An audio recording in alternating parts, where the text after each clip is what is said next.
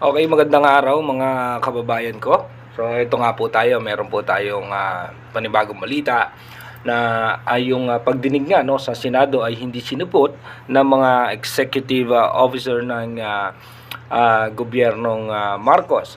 At dito nga no, marami na rin na nagsasabi sa ngayon na dapat din pairalin na ng Senado yung kanilang contempt of power para nga po dito sa hindi pagdalo nung mga nasabing official ng gobyerno, dahil nga upang maging pantay at patas sa lahat katulad ng ginagawang contempt power o ng Quadcom or ng Tricom dito nga sa mga hearing. So dito nga po pakinggan natin yung sinabi ni Senator Alan Cayetano para nga po mas maintindihan natin yung kanilang paliwanag.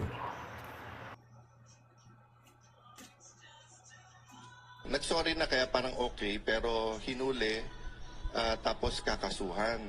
I understand that, at magandang rule yon na pagka ikaw ay sundalo o pulis, ay hindi ka basta pwedeng, hindi ka pwedeng partisan, di ba?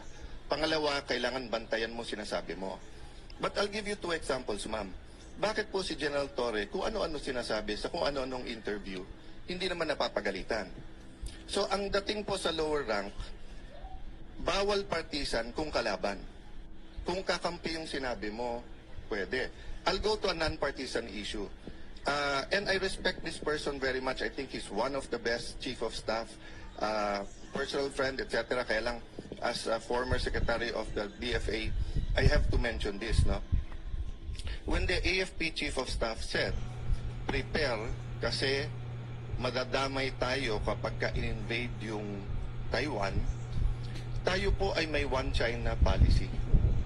Ano po ang magiging reaksyon natin nung sa Marawi siege kung sinabi ng China, prepare kasi pag sinugod nila yung Marawi o kapag nilabanan nila yung secession sa Mindanao, mai-involve tayo. Magre-react din yung foreign affairs natin, hindi ba? Kasi nga may one China policy tayo. Don't get me wrong, ha? Ayaw natin ng gulo sa Taiwan. Nakikisimpit tayo sa democracy ng Taiwan. We want them to coexist with mainland China. But having said that, we have to be sensitive. So the right person to speak is either the DFA or the presidential spokesperson, hindi po sundalo or police, no?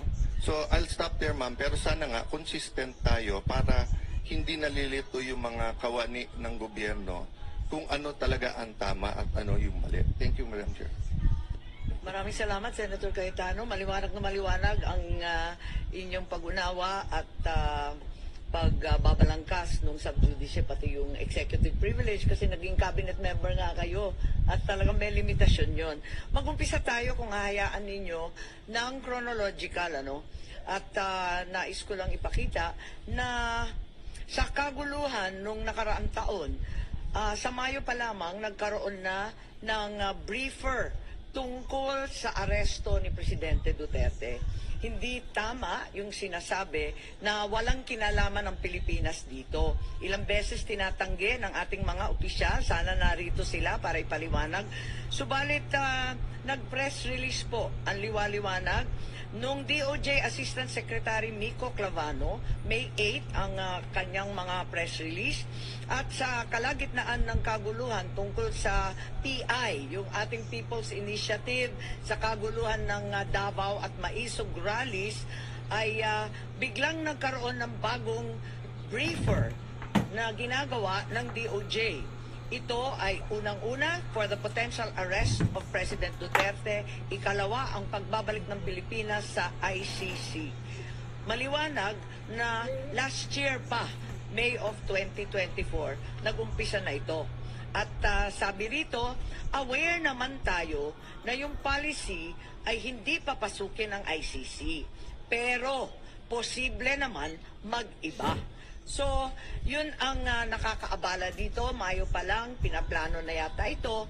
At kahit sinasabi ng ating kagalang-galang Secretary of Justice, sana narito siya, sabi niya, labas-masok ang dayuhan sa Pilipinas. Libo-libo sila, daan-libo pa ang pumapasok. na waring di natin nalalaman. Ngunit, kilala ng ating Bureau of Immigration ang ilang ICC, mga tauhan na klaro na pumasok dito.